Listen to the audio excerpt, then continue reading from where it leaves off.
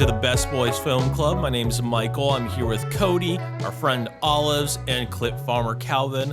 And today we're talking about mostly Star Wars. Oh boy. Very fun. Very large can of worms. Very large can of worms.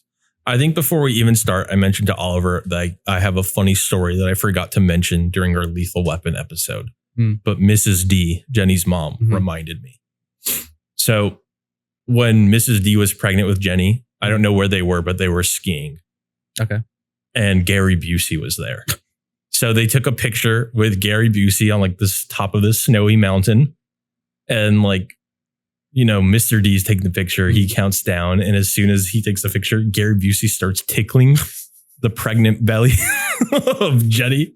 And that's their interaction, is that while she was pregnant, Gary Busey tickled her. And I can't believe I forgot to mention that. But she even texted me. She's like, you forgot to mention my Gary Busey story. That's so there you go, Mrs. D. It is a funny story.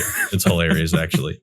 But anyway, the rest of this episode is it's all devoted to Star Wars because we love Star Wars.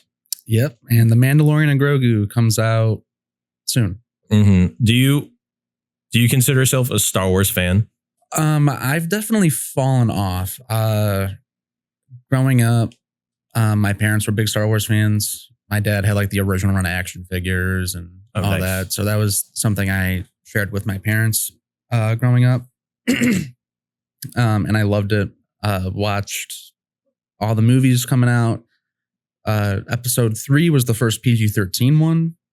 It's probably the same for me. And I was 5. So my mom was like, let me go see this in theaters and then we'll see if it's okay for you to watch. And I think it's probably a good thing I didn't see that at 5 years old because gets a little dark there towards the end. A man burning to a crisp and children getting slaughtered is a little intense. So I watched that at home with my mom. Something similar did happen in Attack of the Clones, though, with the Sand People. Oh, yeah, but that's less shown. Yeah. I mean, he's chopping heads off. I know. I'm just surprised that didn't get a higher rating than just PG. I think because they're probably they probably used like Lord of the Rings rules. Yeah, those are not human, so there's no real blood. Yeah, all that stuff. There's no real blood. They're like all in costumes and stuff. Anyway, whenever someone asks me if I'm a Star Wars fan, I always respond yes, but not enough to like send death threats to minorities. Because I think that's really like qualifies a true Star Wars fan, is if they're really mean to everyone online. Star Wars fans are movies that are, you know, George Lucas says made for 12-year-olds. Yeah. And there's nothing wrong with that. There's nothing wrong with enjoying family like films that are geared towards kids. Yeah, but there's a lot of neckbeards out there that don't feel how they feel now is way worse than how they felt when they first saw these movies. And they're like, I want to feel like that all the time. But growing up is hard and life is hard. Yeah. And they want to stay in that young mindset for forever. And then they do childish things on the internet and kick people off of social media because they get bullied too hard. And I get taking movies seriously because I take a lot of really silly movies very seriously and have very passionate opinions on them. But I've never found myself urging to like tweet stuff like that out to people. It's kind of like you just go like that when you see Star Wars fans doing what Star Wars fans do. Yeah. Fanatics are always the worst part of like any fan base, whether it's Star Wars music. Yeah. There's a lot of music that has like a lot of really rabid fans. Yeah, a lot of stans. And also the haters are equally like, they put in just as much effort as like the rabid fans do. Yeah, I think sometimes haters just want to rage bait. Yeah. And it's so easy to rage bait Star Wars fans. It is so easy. It's going to happen today, right here. It probably right will, here unintentionally though, for sure. Yeah. It's impossible to like Star Wars without being angry about Star Wars. That's true. I think there's a quote out there that's like, Star Wars fans are the only fans out there that hate the thing that they love more than they love it. Yeah. Something. No one hates Star Wars more than Star Wars fans, is what I always say. But anyway, without further ado, the whole idea today is we're going to rank the 11 feature films of Star Wars.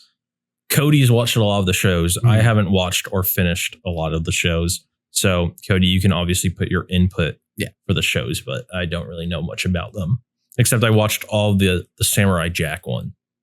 The Genndy Tartakovsky. I love that. Shout out the OG Clone Wars. It is so good. So good. But the way it's going to work is we're going to go through Star Wars films mostly chronologically. Episodes 1 through 9 we'll do in that order. And then we'll tag Rogue One and Solo at the end. I'll probably talk about whatever show. Yeah. Whatever shows at the end. Yeah. So. I've seen I haven't seen enough of the shows to rank them, but I've seen enough to have like a general opinion. Yeah. Because I watched a lot of Clone Wars when I was a kid. Yeah. It lasted a really long time. 5 years. Yeah. And then a lot Disney of and then like the Bad Batch. I never watched an episode of that. It's fun. In fact, I don't even remember getting to like the bad because they're in the original show, right? No, so there's the original 6-season run of the show. And then Disney bought Star Wars and they were like, okay, we don't know what they're considering canon. Canon became this huge thing. They were like, yeah, only the movies are canon. Yeah, because the extended, all the comics were no longer canon. Like Thrawn. Revan is Revan the big one? Yeah, it's all Legends, I think. Yeah, Star Wars Legends. The woman too, like Al. Yeah, Mara Jade. No, that's Luke's wife. Yeah. There's like one really evil Sith force that no one can beat one-on-one. Yeah. I don't know. I just like know a lot about it in passing from like comics and just social media, but I was never like, it's all just fan fiction to me. I mean, I mean, to be honest, like, I think canon sometimes is a little silly because like, this is all one person. Like it's George Lucas's fan fiction is all of it. I mean, I get it. Like I get it. Cause like when they fuck up Batman, I get really mad because I'm like, that's not what Batman would do, but it doesn't really matter at the end of the day because it's not Batman. Yeah. But so Clone Wars, they stopped it after 6 seasons. Disney bought it, and then there was the whole Save the Clone Wars movement. When Disney Plus started taking off, they were like, okay, we could get the real final season. They had the final season planned. They had the rough animations for like the Bad Batch episodes, and a bunch of other ones. Everything that the newest like 12, I think, episode season with like Ahsoka and the Siege of Mandalore and all that. That was all rough animated. They had the voice lines down. They had the animate like the storyboarding done. And those are all on YouTube. You could go and watch those. But they chose 3 or 4 arcs to focus on. And then they ended the series with Order 66. And then Bad Batch is a direct sequel of that. Rebels is also a sequel of that. Are there any other ones? There's they just did the Tales Darth Maul one Jedi. that seems to be like related. If not, I haven't watched any of the Darth Maul. We'll talk about Darth Maul. Okay. the show? No, about the character. The character, yeah. Yeah. He's kind of like our modern Boba Fett. Yeah. Where he has a very minimal appearance, but he's so awesome that he's like a fan favorite just for looks and aura. Yeah. Background guys getting their own shows. He's not like notoriously a good idea. Darth Maul has more impact than Glup Shitto. Like he's not a Glup Shitto. He's like a main antagonist at least. Yeah. I guess we'll talk about it while we're talking about Phantom, which we should just do. Yeah. We should just delve right into that. Yeah. All right. So Phantom Menace. Our films are 1 through 11 because that includes Rogue One and Solo. Where are you ranking Phantom Menace? I have to think about this too because I've never even considered like including Rogue One and Solo into a ranking. I think the biggest sin of Phantom Menace is that, except for maybe 2 or 3, like a handful of sequences, it's kind of boring. We're talking the pod race and the Duel of Fates. Yes, the last. of course. Like the whole Battle of Naboo, Duel of the Fates is great. Maybe the Battle of Naboo is not great, but it's fun. Pod racing is fun. There's just a lot of like lore establishing with like midichlorians and the like everybody's complaint about this movie is the politics, like just making it boring. Like we're not interested in the Trade Federation blockade of Naboo. Like we don't really care about that. If it was presented in a way like how Andor presents its politics, it would have been better, but this was also 1999. And George Lucas was making the prequels about the Bush administration. So it's dated. I think I would put this at 10, honestly. 10? Yeah. I'm filling out my rankings right now to kind of like even, I don't even know where to begin to place it. Yeah. I have like 11's the worst, 1 is the 11's going to be the worst. And I'm just trying to just like compare it to a lot of the other films that I don't really even think about that often. Because at least Phantom Menace does for sure have some highlights. The pod race and Duel of Fates. Darth Maul, the introduction of Darth Maul, the first double-bladed saber. Yeah. That moment's peak. That when he does fight. One and there's a little pause and then the second one pops out. You just know they're screwed. Yeah. And there's a lot of emotion in that fight when Qui-Gon dies. Spoiler alert for Star Wars. But my biggest thing about the prequels in general, I don't like the sabers. The fights. You don't, that's kind of crazy. Do you like them being really slow, like they're 1,000 pounds, like episode 4, or you like, because the acrobatics? Well, not episode 4 because that's stuff. Yeah, I don't like the crazy acrobatics. Yeah, but that's fun. It is fun, but I want to swing a sword and do a bunch of flips. But it looks like really silly. Does it not look silly? I'd much prefer Luke v. Vader in either 5 or 6. You don't think Vader throwing the lightsaber like that is silly? It is, but it's like these are movies for kids. We gotta remember this. They're like doing like ninja flips all the time. Yeah, and they're also just like blindly swinging it, and the fights are so bad. People are like, actually, this little choreography is actually supposed to be like a reference to the Sith scream.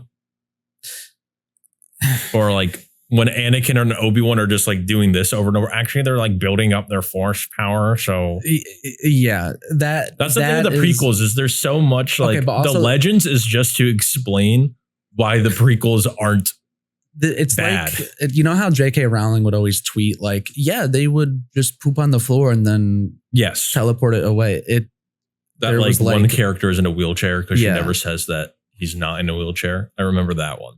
It's instead of the author of the books coming up with things retroactively and becoming a giant piece of shit. George Lucas was just like, yeah, fucking do whatever you want. Luke kind of force kicked that guy off the skiff in episode 6. Explain that. Oh, you want to do zombies? That's awesome. Okay. Like, it was very like edge of the galaxy, like what's out there, like exploring ideas and also explaining things, I guess, that are silly. Which is fine. Yeah. But like when you need to do homework to understand why one battle isn't bad, why don't you just do it right the first time? I think the clip you're talking about with Anakin and Obi-Wan fighting, there's a gif of that where it's it's forever. Yeah, it's forever. Infinite loop. Because when you watch it, that's my favorite prequel fight, by the way, because that has like the most emotional weight. Yeah, it's great. But like, They do like 1, 2, 3. And it looks like dancing. Who cares? I do. It's awesome. Because they should be fighting, not dancing. Dude, I can't even remember all those Star Wars movies. I'm trying to write them in a ranking list from like greatest to least for myself right now. What's your how do you feel about Phantom Menace? Like what? Phantom Menace is towards the bottom, but I don't know where. Maybe I'll put it. I think the worst thing a movie could do is bore you. And I think for this movie's, they're all like 2.5 hours long. Phantom Menace is probably the most. For an hour and 40 minutes, you're just like, let's get to the pod racing bit. All right, let's get to the Darth Maul stuff. I know. I'm very conflicted with Phantom Menace because it is by far the most boring one, besides 2 sequences that I think are like some of the best sequences of the prequels. But I really love mostly Qui-Gon. When I'm thinking of the characters, Qui-Gon's awesome. He probably deserves a lot better than what this movie had to offer him. Oh, for sure. A lot of Glup Shittos in the first one that are really funny. All very, I shouldn't say funny. All very memorable. Dude, and all very racist. Don't talk about Yaddle like that. Dude, Yaddle goes crazy. I do like Yoda being a puppet still. Yes, Yoda puppet is great. I don't mind episode 3 Yoda. Yeah. I do like how kind of crazy froggy he is in the first one. He's got the hover scooter. Or like the chair to keep him on eye level. I like that. I do like the little pod that he's in, especially in the Lego games where you can like he can go get the mini kits off the ledge. Yeah, he's like R2D2 and Anakin. Like writing out my list, I have placed Phantom Menace in number 9 out of 11. I'm interested to see what yeah, we'll see what goes beneath that. We may agree on one. I don't know. Yeah, I think so. Yeah, Phantom Menace I think is 9. A lot of really, really awesome moments. Mostly Qui-Gon, Darth Maul in general, that whole final battle. People really hate. A lot of people hated on Anakin too much in that movie. Yeah. I mean, he's like, what, 11, maybe? Yeah, he's 10, 11. He's a kid. Yeah, I mean, it's not like people, Stand By Me levels of child acting. They picked Andrew Lloyd. That's his maybe. Name? Lloyd for sure. They picked him up. Jake Lloyd, right? Jake Lloyd. Who am I thinking of? Andrew Lloyd Webber. That's what I'm thinking. Yeah, they just picked him up off the street basically, and we're like, all right, go do this. And he was like, okay. And then the internet or the proto-internet bullied him and gave him schizophrenia. Yeah. And then he was also in Jingle All the Way. Jar Jar gets the most hate. I think because I watched him as a kid, I'm desensitized to him. He's meant for kids. He is meant for kids. He's for sure more annoying than like Chewbacca, who's also meant for kids. But I think because I grew up watching Phantom Menace, I'm so desensitized to like Jar Jar as a whole. I can see why someone would annoy him, but like I reflect on him fondly because of the nostalgia, probably. He's meant to be annoying. I think.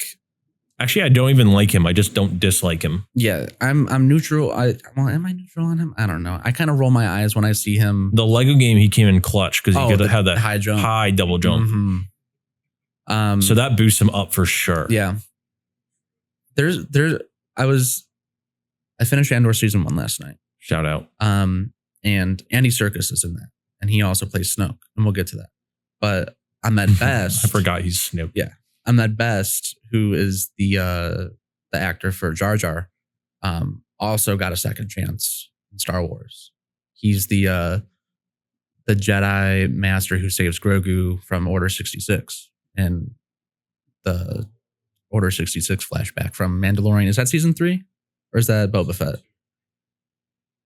No, it's season 2. He's with Luke. He's training with Luke and he's like, I don't want to think about it.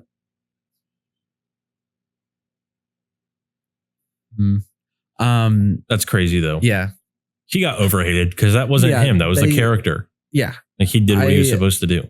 People, Star Wars fans, especially when they don't look like them, when they're a woman or they're a person of color, they love to pin bad writing or bad character decisions on the actor instead of the producers and people who are responsible for creating and writing the character. Or just that, I mean, he was literally written to like be like that. Yeah. So that's not his fault at all. He's written to be a fool. Like, yeah. It does go to, like, I think like some alien is like pooping and he's like, oh, that's stinky or something. Like that's. Oh yeah. I mean, there's definitely some like. We didn't need to include this, but you got something to say? Some isms. I should gear in for the mic. Bad. Yeah. But yeah, like dude, George Lucas is just so interesting. A lot of like. Yeah, I don't think he's trying to be racist, but it's pretty clear, like from which aliens are what ethnicities. Yeah, and oh yeah, like we have like the Chinese dynasty, Cato Nemoidians. Yeah, Newt Gunray, dude. I love Ben Cardinaros. Do you remember him? Cardinero, yeah, he's so funny. Have you seen like the fan theory that he's the chosen one because his pod blows up in 4 even pieces to keep the force balanced, and that leads to Anakin winning the race? I love. They're obviously like that's not a true fan theory. It's just people like having fun because it's Ben Cardinaros. And they said Qui-Gon couldn't even test him because his midichlorian count is too high. That's rage. That's rage. That's increasing my. Star Wars is so much fun though. I love how like. You can have fun with it. Yes, and I love Glup Shittos. Yeah. I do love. By the way, if anyone doesn't know what a Glup Shitto is, because I think we'll be saying this a lot. Yeah.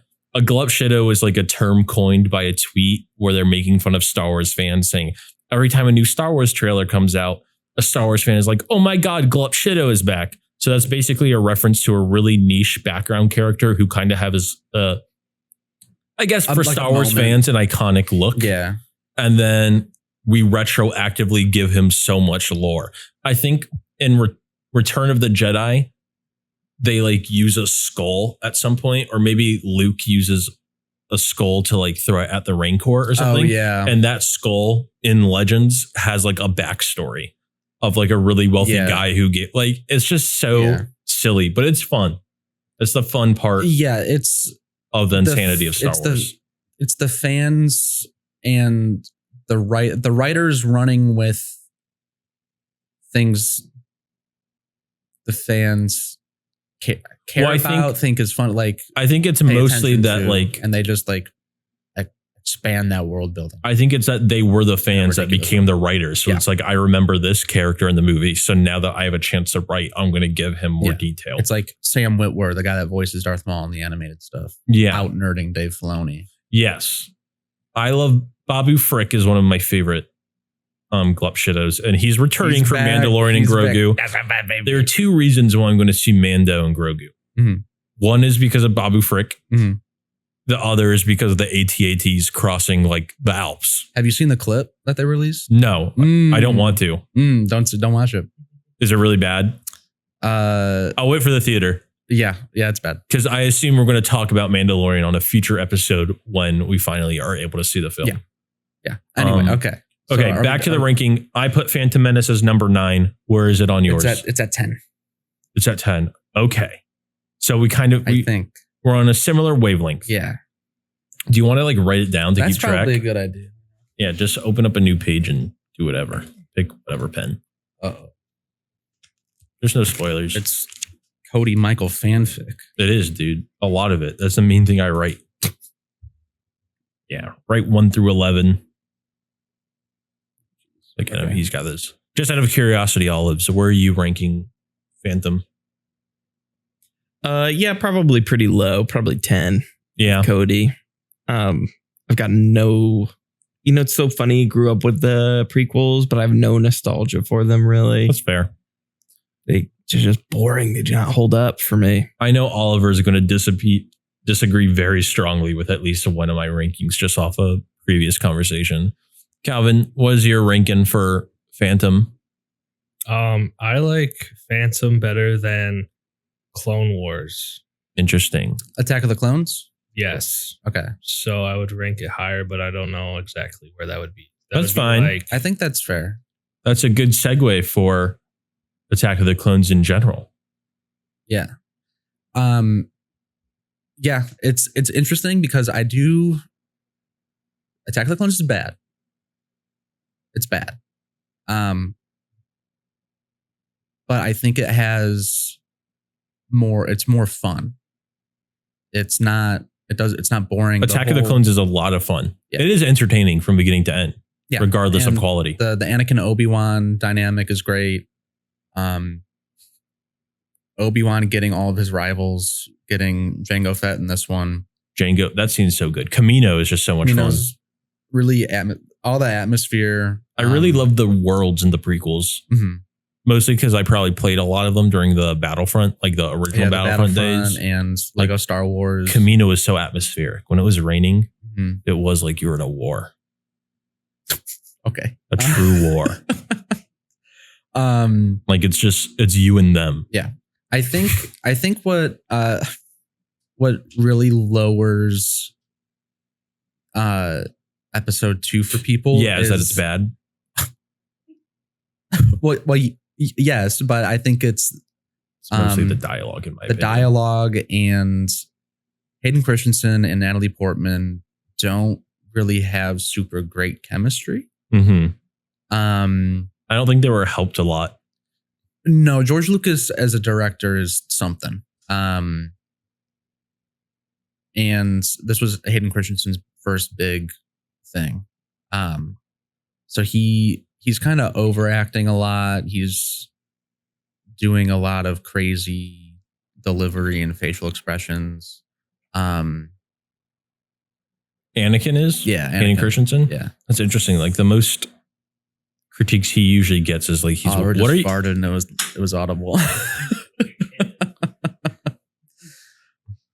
I think a lot of the criticisms I usually hear about Hayden Christensen is that he's actually too wooden and not overreacting. When he is crashing out after he kills all of the Tusken Raiders, there's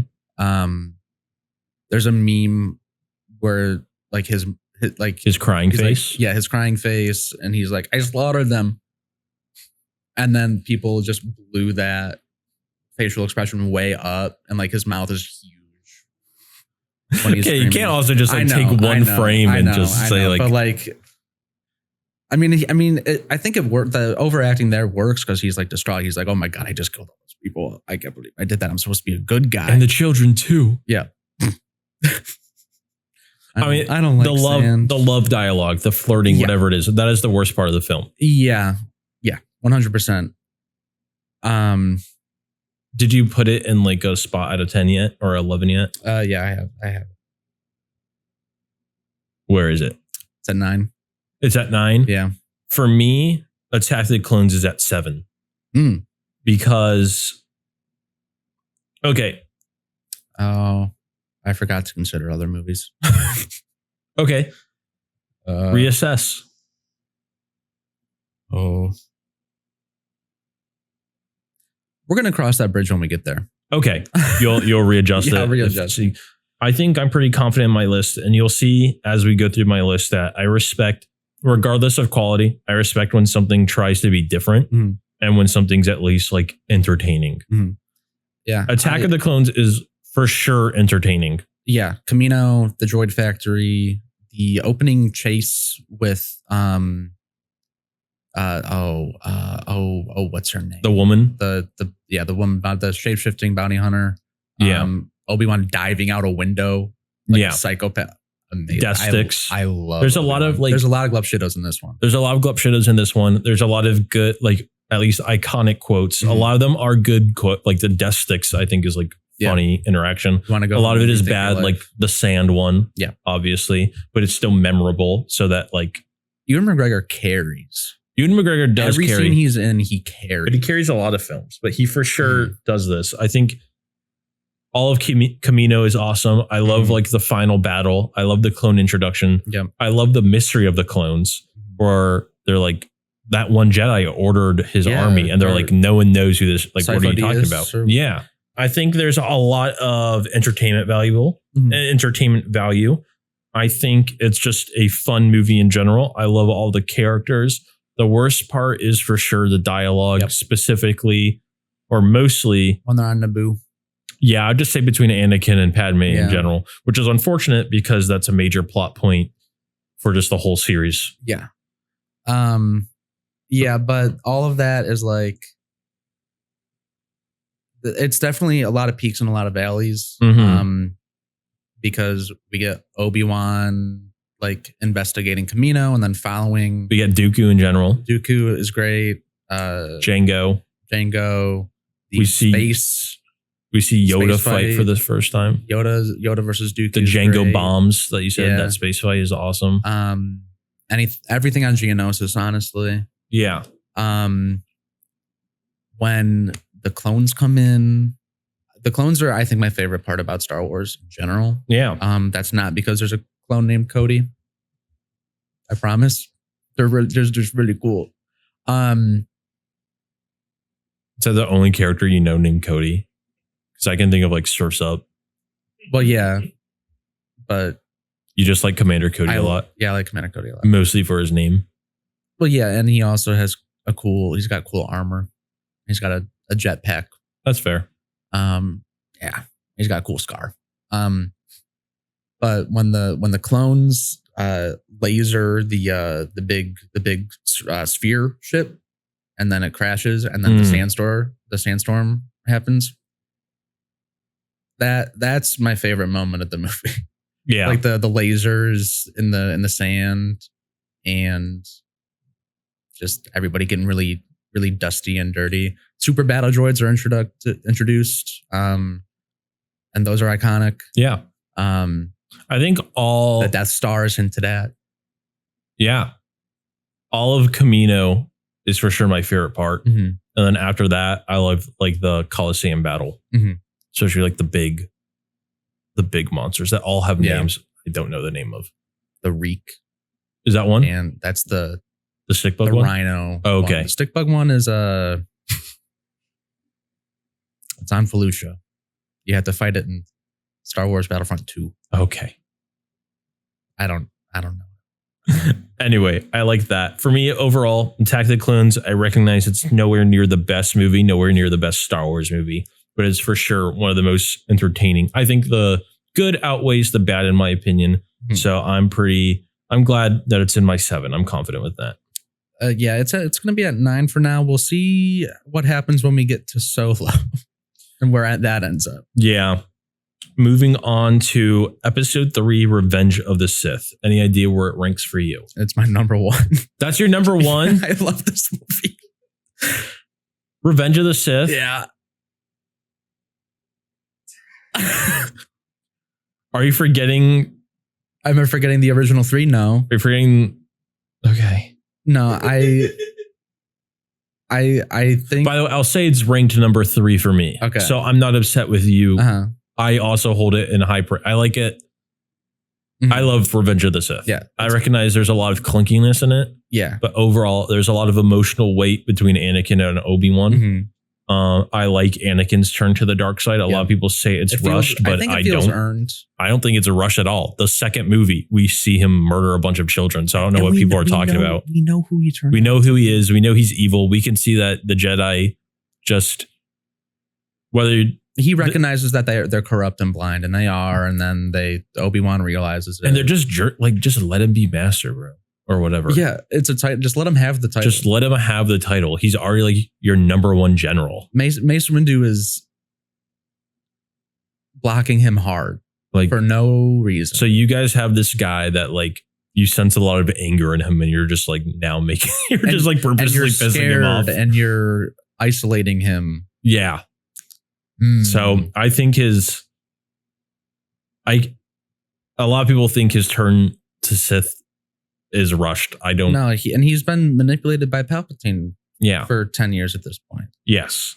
I know I dogged on a lot of like the fighting choreography, but at least Obi-Wan and Anakin has a lot of weight.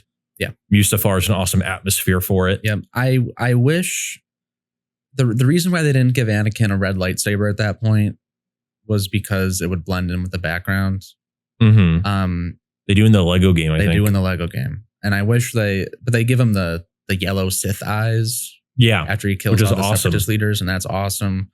The opening scene of this movie, It's a lot of fun. I want that to be an entire movie. It's a lot of fun. It's so much fun. This is where the fun begins. A lot of memes. Yeah, lots of good quotes. Great quotes. Another great happy memes. landing. Another happy landing. General Grievous in general. Yeah. Being a Dooku's slime death was ball. awesome. Yeah. I would always rewind it to see if they like actually show his head falling out, and they do a little bit. I will say I was like, Grievous. what the fuck is going on? This is crazy. Grievous is also built up in a really cool way, and they could have done like the animated one, like the cartoons. Mhm. Both the what's the Samurai Jack guy's name? Gendy. Yeah, his version and the other Clone Wars Mhm. version. I think they make Greaves a lot scarier Well, because he's like a true Jedi hunter. the 3D Clone Wars show. Mhm. People, when that first came out and people were seeing how Grievous was being portrayed at first, you're never going to believe this. That pissed people off Yeah, of course. because he was like a killing machine. Like, I know, So just, but that's awesome. Yeah. because he's like 9 feet tall, yeah. And he's holding a lightsaber like and you this. just see his lungs. It's awesome. And he's crawling around. He's like Spider-Man with lightsabers, so he's like crawling on walls and stuff. Yeah. Which he does do in Revenge of the Sith. And I like Mhm. when he loses his hands and he like skedaddles. Yeah. I like that he's so powerful that like Obi-Wan has to resort to shooting him. Yeah. And he's like uncivilized, but he has to do it. Obi-Wan is like he's my favorite. is the He's the GOAT. bro. He's my favorite. Like, The only time we like Obi-Wan, I think, is my favorite. I do like. Count Dooku has his Later number, Obi-Wan. but besides Count Dooku, we only see him really lose to Vader. Dude, he kills And Darth even- Maul when he's like 19. And then he kills him again He kills him when he's multiple like 60, times. well, no, he's not that old, but he just But when he's looks Ben. old. Yeah. When he's Ben Kenobi, he kills him. He kills Grievous, Mhm. which in the cartoon, in the lore, we know is not an easy feat. Right. He loses to Dooku a lot, but that's mostly to set up like Anakin and Dooku's relationship. Mhm. Um, All the villains of the prequels are iconic. are iconic, and they also mirror Anakin to Darth Vader. Yeah.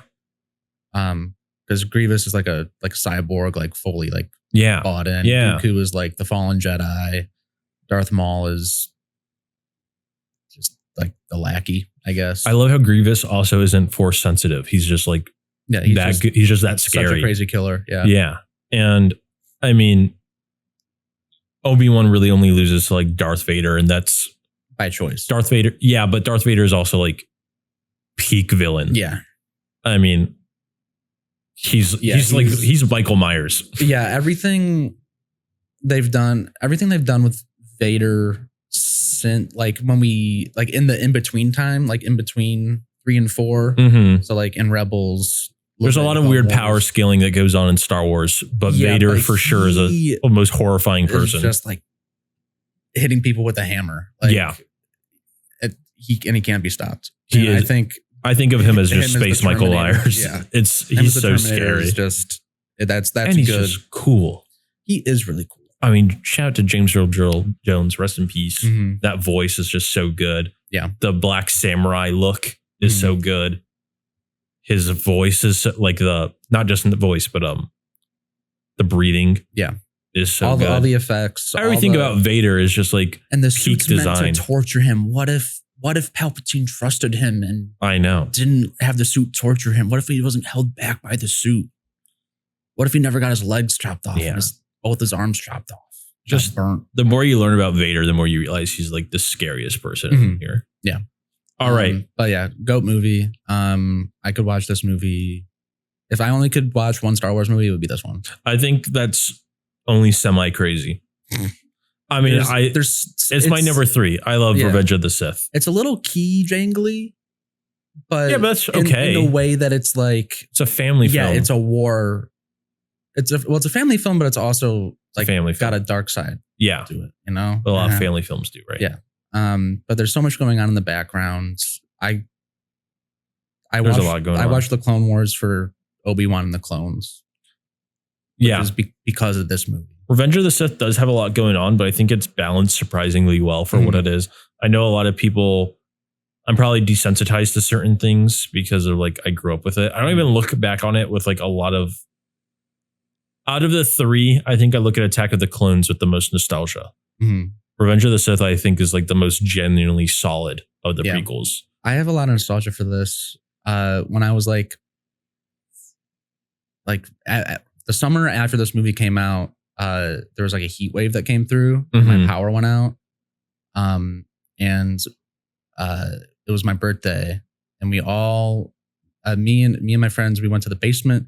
We turned all the lights off. We turned on the soundtrack, and then we cracked glow sticks, and we had lightsaber fights. Yeah, that was awesome. And that's what Star Wars is about. There's a lot of core memories associated. Yeah, so that's what Star Wars is about. Is about like lightsaber battles with your friends. Yeah. Dude, at Disney, when little kids like build their lightsabers, I like had a lightsaber too. Mm. I'm like, what, 16? And these little kids walk up to me and they think I'm their dad. They think I'm going to go easy on them. I'm not doing that, bro. You're going to get blasted across this park. One finger will be broken at least. Yeah. I'm like, I feel like Anakin. Never try to hit the hands, feel like Anakin in the kids' room. I'm like, you guys think I'm one of the nice. What are we going to do? I'm not your nice dad, guys. I'm not your uncle. That Order 66 scene is also great. I think Order 66. Do you know what 66 stands for? You probably do. Yeah, it's what the 66 in Order 66 stands for. It's the order to kill the Jedi. The sixth letter of the alphabet is F, friendly fire. Oh. The more you know. Little fun fact for you guys. You didn't know that. This guy's so dumb. Star Wars Survivor Cubs crossover hat. Star Wars fans love to do a lot of legwork for writing. It wouldn't surprise me if George Lucas actually like.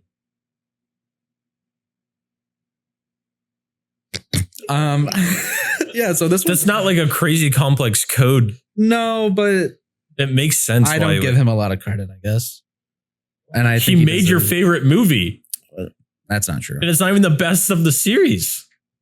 Well, I have whatever. I mean, I know he's very silly, right? Yeah. But like in terms of ideas, he's there. Oh yeah. Great idea guy. Yeah. Just not necessarily the best execution guy. Yeah. But idea for sure. Yeah. All right. So you have Revenge of the Sith as number 1. Mm-hmm. I have it as number 3. I think you're semi crazy, but I kind of understand. Revenge of the Sith. What comes after that is Episode 4, New Hope. Where do you rank New Hope? Come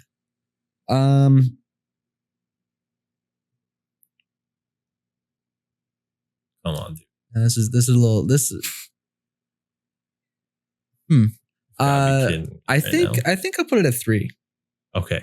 That's where I was hoping you'd put it. It was either going to be. It was either 2 through 4. I think I know it's going to be number 2. Yeah. Hopefully. Yeah. Or else we will have a serious issue. I think this movie's paced super well. Yeah. It is all after they go to Mos Eisley. It's full speed. I think even before that, the only slump is like necessary because it's not even like a slump. It's just the droids meeting Luke and then the iconic opening, and then the binary sunset is so. Sunset, of course.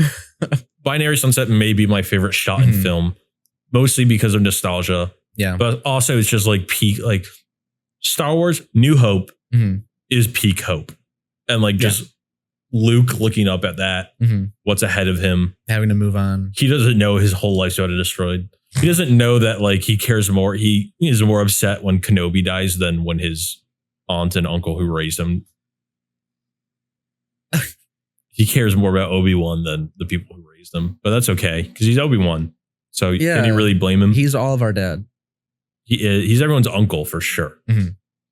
But yes, iconic characters. Most nice the cantina scene, the cantina band. So many Glup Shittos. So many Glup Shittos. The Glup Shittos. I mean, we got what everybody thinks about. We got our favorite genre of music, which is called jizz. That's true, guys. Don't look up jizz. Look up Star Wars jizz. Don't look that up. Well, don't look that up yet. Look up what is the genre of music the Cantina band plays. That's the safest version to look that up. I love how this movie just like trusts you. And you're literally in a whole new galaxy. There's so much lore that's built in. George Lucas probably doesn't even know the lore himself yet. No. But he's like, you don't need to know that. You just need to know who's a princess. Need to know Force is like some sort of kind of spiritual power, and you need to know that there's bad guys, and that's all the information you need, and you can figure out the rest on your own. Red is bad. Yeah, it just trusts you. Yeah, a movie like if Star Wars didn't exist and it came out today, I bet like the first two movies would just be explaining like Princess Leia and stuff. Yeah, well, I think nowadays we would get 1, 2, 3. We'd probably get even more prequels. It is, and then 1, 2, 3, and then 4, 5, 6. It is silly. I mean, I get why happening. That's where we're at this point. But yeah, I like that they're called like. I like that the first trilogy is episodes 4 through 6 because George Lucas wanted to make you feel like you missed out on something. That's baller. Well, because episode 4, it was just called Star Wars. It's just called Star Wars. So it wasn't called A New Hope until later. Yeah. And then I think the 4, 5, 6 didn't happen until the prequels DVD Star Wars has so many. Okay, obviously we weren't alive, but like we know our history, and we know that Star Wars is like the epitome of like retconning and changing and like the special. Like the CGIs. I recently showed Jenny for like the first time what Jabba originally looks like in the. He's just a big guy. He's just a guy. And he's kind of like, isn't he Scottish or something? I don't. He's got some sort of brogue. I've never seen that version. It's funny. It's on YouTube now, but it's just like him wearing a big like fuzzy vest, and I think he is a brogue of some sort. But yeah, A New Hope is really like there's not much you can do to improve it, especially at the time. I think some acting or some delivery. Yeah, but it's a space soap opera in 1977. Everybody's here to see lasers. Yes. And I mean, by far, blowing shit up. Alec Guinness and James Earl Jones are by far the most acclaimed actors involved. Harrison Ford now, maybe as well. Tarkin, I forget his name. Oh, yes, Grand Moff Tarkin. I don't know his real name. Peter Cush? No, not Peter Cushing. Is that Planet of the Apes? I don't know. I don't remember. It may be Peter Cushing, honestly. He's also great. I think Olives is looking it up. Yes, there's like 3 really acclaimed like stage actors in this film. Is Peter Cushing? Damn, I pulled that out of nowhere.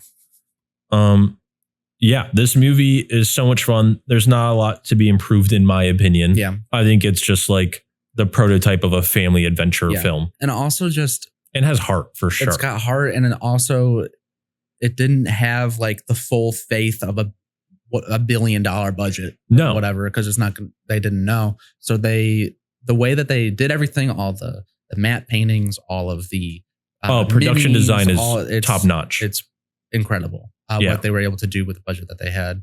And tell the story that they did. There's a lot of good documentaries out there, especially on Disney Plus, about like the making of the special effects. They're just like as much fun to watch as the film itself. Yeah. Sometimes even more fun because it's just like, bro, how did they do that? How did they figure this out? Or how George Lucas had to like pay a fine to like not do an intro credits. Oh. Because, that's a huge thing is to do intro credits. He's like, no, screw that. We're starting in it. I'll just pay. I'll pay the fine for that. Actually. Yeah. I mean, it's so iconic. The scroll, even like the Disney sequels, which we'll talk about obviously in a moment. Not the most renowned Star Wars films, but when you're in the theater and the Star Wars theme song, it doesn't matter. Yeah, the theme. You're going to be like, oh, this is going to be awesome. Yeah, I mean, Oliver's got it on the soundboard. We're not going to play that. Yeah. But it's, all every the time music, that. All the jizz is so good. Have you seen Legend of the Hidden Temple? Let me look it up before I butcher the name again. The Nick show? No. That's funny. Oh, that is Legend of the Hidden Temple. I'm thinking of a Akira Kurosawa movie. Oh, Dreams? Hidden Fortress? Yes. The Hidden Fortress. Have you seen Hidden Fortress? Is that the one where he's getting all the real arrows shot at him? No, that's Ron. Hidden Fortress, though, if you're into Star Wars, definitely check out The Hidden Fortress by Akira Kurosawa.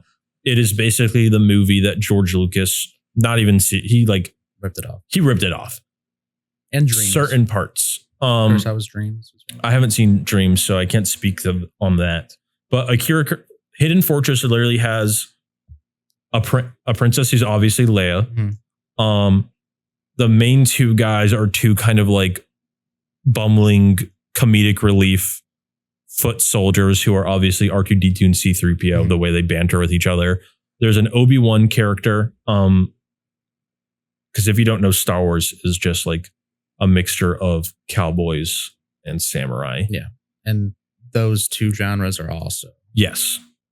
Time is a flat circle. They still eat from each other a lot. What is it? It's like poetry. It rhymes. It's like poetry. It rhymes. That's what Lucas says for Phantom Menace. But Toshiro Mifune, I know I just butchered that name. Mifune. I know. Is he Luke or Han? Or is he Obi-Wan? He's Obi-Wan. Oh, In fact, it's later on. Okay. Lucas actually offered him to play Obi-Wan as well. That would have been crazy. And then there is a Darth Vader character. There is no Luke or Han. Okay. But there is the prototypes for those characters. So if you're interested in that, watch Hidden Fortress. Of course, it's good. It's Kurosawa. You can't really go wrong with a Kurosawa film. But yeah, so that's just like a fun fact for you guys. And because Han Solo is also, I'm just talking about now how they're like a combination of Westerns and samurai in general. Han Solo is a cowboy. Yeah, he is John Wayne. Like a pirate, like a swashbuckler. Yeah, because cowboys are, yeah. I think cowboys and pirates overlap a lot of similar themes. And of course, the stormtroopers and Sith, mostly Vader, are modeled after samurai armor. Yeah. Yeah. Star Wars is so much fun. New Hope for me is number 2. Mm-hmm. It's your number 3, you said? Yeah. All right, you want to move on? Or you any last things to say about New Hope? No, this movie is great. So funny too. I love the scene It's very dry, I think when they're trying to break out Leia and Han is like in the control room and they're like, when we sense there's a problem. He's like, and he shoots it. Yeah, it was like fine. Boring conversation anyway. So good. Damn, he just hit me with the Jedi mind wave. All right, let's move on. You've already screwed this up, dude. Because there's an easy answer of what's number 1. Well, yeah, it's everybody else's number 1. Okay, moving on to episode 5, number 2. Empire Strikes Back. It's your number 2. Mm-hmm. This is crazy. If you didn't play with glow sticks when you were a kid, this would have been your number 5. What? If you didn't have such nostalgia for the prequels, this would be your number 5 would be your number 1. Oh, okay. Probably it's a great sequel. It's a great lightsaber fight. Palpatine was a monkey at first. No, that's Yoda. Yoda is in this one. Yoda is Palpatine is a monkey. Yoda is so good. Okay, Empire Strikes Back is not just one of my favorite Star Wars movies. It's probably one of my favorite movies of all time. Everything from beginning to end to me is like every sequence is up there. I love all the Glup Shittos. I love all the characters. I mostly love the emotional weight. This is when it gets a little more than surface level. Yeah. I mean, it's not like the deepest film, obviously. No, it's for middle schoolers, but it's still there's substance for sure. There's a lot of depth to it. They're making a lot of ideas accessible to kids. Yes. I think most of that, obviously Hoth is awesome.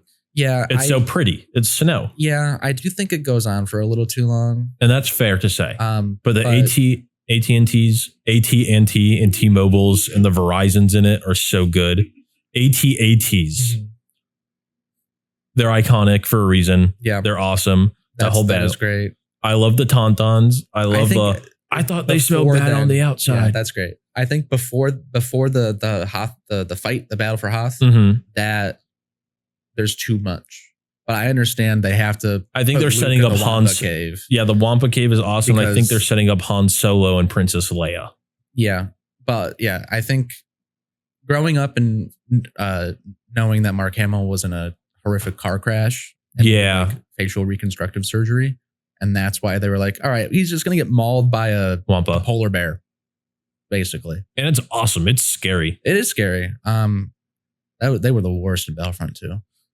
I loved playing as them. I Just ruined. yes, It was but scary. if you It was were the like- rebels. You're Oh, you're done. game over. That's why it's so much fun though. Is because it's like a zombie game, but the zombies are like very like each one is they will get you. Yeah. Ewoks. I love Ewoks are scary. Calvin's got something to say. I have something to say. Did you guys play like the what's it called? The Cal Kestis Jedi game? Force Unleashed. No. Return like forget what it's Fallen The Jedi Survivor. Yes. Yeah. Fallen Order. I played a little bit of them. The Wampas in that are crazy too. Or that game is like I'm not good at video games first of all, and that game is like very difficult for me. That's fair. But I'm also just bad at games. The first one's a little clunky with like the jumping across gaps and then having to hit the left trigger button to like grab onto the vines. Oh, But just sometimes interesting you'll controls. Just, like jump out and take out your lightsaber and block, and then you'll die. I remember one part where they don't even give Vader a health bar, Yeah. and you're like, Mm-hmm. oh, so like, oh, I'm dying. Like, there's no way I the can goal is to survive run. this. Yeah. I wouldn't have survived anyway because of Darth Vader. I'm Yeah. bad at games, but like when the goal is just to survive, Yeah. you're in a different. That's the next level stuff. Mhm. Those games are great. I don't remember fighting the Wampas. I remember fighting the Rancors Yeah, from episode 6, and that it's crazy. sucks. Empire Strikes Back. I love a lot of the stuff on Hoth. I can understand Mhm. why like some parts are a little dragged. For me, the epitome of Star Wars is everything that takes place in Dagobah. Yeah. I love his relationship with Yoda. First of all, I love Yoda is a menace. He's just a so little- mischievous. He's a little gremlin. shitty old man. He's Just- for sure just like, I mean, when R2D2 like He starts. I don't beating even know, him up. but he starts like hitting him with a cane. That is so funny. And he's just annoying the hell out of Luke the entire time. Mhm. Obviously, like There's a lot of Frank- charm. he's so charming. Oz. Frank Oz. Great. He's just doing the Fozzie and Grover voice, a little bit of Miss Piggy in there too. And that's Yoda. I love a lot of like, I quote a lot from Yoda of do or do not. There is no try. Yeah. The whole dark side aspect where like Luke he fights Vader, but yeah, Vader's that always himself. confused me as a kid. It confused me as a kid too, but I was also like, kind what? of got it. He's Vader, which I guess it kind of. But they just talk so much about like balancing the force and not, and Luke has to leave early because he senses his friends are in danger. And even though he can't, he knows he's not powerful enough to do it. He's gotta. He's got to. Yeah. But that's like one of my favorite shots is when Luke is in the X-Wing and the taillights are shining red on Yoda and Ghost Obi-Wan. And Obi-Wan's like, that boy is our only hope. And Yoda's like, no, there is another. That is. Who's he talking about? Who's he talking about? Yeah, because you're like, what that George Lucas probably doesn't even know at that point, honestly. Yeah, and they don't expand on that at all until Dude, later. because it's Vader. Oh, Vader is I interpreted it as Yoda, or not Yoda, Leia. because they give Leia. There's a flashback scene in Rise 9. of Skywalker. Mhm. Yeah. I think, first of all, I don't think they even knew that Leia was siblings yet at this point. At least hope not, because in the opening of this movie, they kiss. Weird, But romance whatever. in Star Wars. They could be from South Tatooine. Alabama Ween. I think I always assumed he was talking about Vader because we know Vader is the chosen one. That does make sense. Like no matter like he still is the chosen one. He still fulfills that prophecy. Just a lot of zigs and zags, not a straight path. Well, to he do doesn't so. even actually do it because somehow Palpatine returns. Somehow. If The you ever feel scene- bad about yourself, Dude. just know that somebody wrote that, somebody got a job, wrote that line, and got paid a lot of money to do that. I So hate you Rise can of do something Skywalker, better. but literally the scene after he says that explains how they did it. and it's dumb. Yeah, but they talk about like that every huge TV cult. show- Like they explain. every TV show has been going to the point of Palpatine does wind up cloning himself. How does he do that? The Mandalorian, it's not about him. It's not about the Mandalorian anymore. It's about how Palpatine cloned himself. I do Why hate does he how want Grogu so much? He's going to clone himself. I hate how so many spin-offs are directly tied exactly to like the Skywalker saga. Yeah. I would very much love I really wanted Mando to just be just Mando Mhm. and this force sensitive baby. Yeah. I don't think we Wolf and need Cub. CGI Luke Yeah. in it. Should have been Sebastian Stan. It should have been, but it also shouldn't have even been Luke, in my Yeah. opinion. Everything on Bespin's great in episode 5. Bestman is so good. Lando, Billy, he's so Billy Jones, charming. I mean, great. he's always charming in Mhm. everything. And because Han Solo or Harrison Ford is charming, Lando is smooth. Yeah, he's slick. And Han Solo is like, the rugged swashbuckler. They both have like equally Yeah, charming, but yeah. different kinds They're of charm. the same coin. I just love when a movie ends on a bad note for the heroes. Yeah, it's And this is kind of the midpoint. this is like the epitome of that, in my opinion, Mhm. for like the franchise to continue. Like we have to solve this. Yeah. The And also plot twist. Harrison Ford signing a 2-movie contract instead of a 3, Yeah. being like, "Yeah, just freeze." Yeah. me." Just I mean, freeze it's- them. Carbonite is iconic. Like It's every so good. Boba Fett shows up, And in the this I love movie. you. Yeah. I know. Yeah, That's so good. They sell those shirts everywhere at Disney. yeah. We all know people. Yeah. I don't I have have that that shirt. I think it would be funny though. You and I should wear that shirt for the Mando Grogu episode. Can we wear that? Sure. We should dress up as like something silly. We should be Okay. our favorite Glup Shittos. How do I dress like Kit Fisto on a budget? Probably like styrofoam or something. Slinkies. Buy a pack of Slinkies. Pool noodles for the Pool tentacles. noodles would be good. Yeah. Kit Fisto, dude. I wear sunglasses. Kid Admundi, the one with like the Kiadi Mundi. that's his name. Yeah. He's got Dude. two brains, 2 hearts, 4 brains. That's awesome. that's real. That's real. That's lore. I believe you. He's like a stomach with 4 cows, or 4 cows with a stomach. Gosh, I love all the awesome lore in Star Wars. It's so much. Is there the ones like that a more Yariel fun? Poof? Who the hell is that? It's the Jedi Master from episode 2 with the really long neck. Oh, Yeah. go! I thought he was is he a Camino guy? No. He Okay. just looks He like just, that. he just has that. Yeah. And then That's there's awesome. like Good for him. Oh. There's one in every friend group. Calvin's are. You guys can't see Calvin, but he's got a really long neck. Empire Strikes Back. Great. So good. I love how they made the ice cream mixer guy like important. Like that's actually like rebel information. Like there's a guy Yeah. in the background who's like got like a old school ice cream maker, Yeah. Good for him, dude. and they gave him lore. Everyone Because of needs course some they do. lore.